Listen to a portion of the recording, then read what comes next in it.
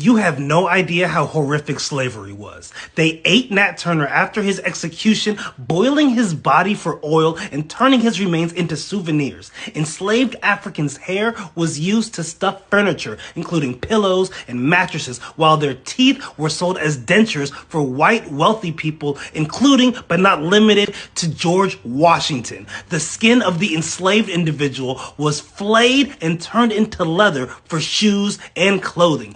Pregnant black women were whipped on their stomachs to induce miscarriages or forced to give birth under inhumane conditions, only to have their infants sold off. Enslaved men and women were subject to brutal medical procedures without anesthesia or consent. Tools like thumb screws and iron muzzles were used to silence them, while branding irons seared their skin with the marks of their enslavers. Rape was weaponized as a tool of control, with enslaved women forced to bear children who were automatically enslaved, perpetuating the cycle. Families were torn apart at auction blocks, with children as young as toddlers sold to distant plantations, never to see their parents again. Even after death, the bodies of enslaved people were desecrated. Their remains were often stolen from graveyards and used for medical dissections or experimentation. Their lives were treated as commodities, and their suffering was systematic,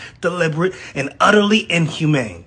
Slavery wasn't just a labor system. It was a calculated mechanism of dehumanization, leaving a legacy of cruelty and trauma that reverberates through history to this day. And still, there is no recompense or reparations for the descendants of the enslaved. And the algorithm will probably make it so that most people don't see this video. I wonder why.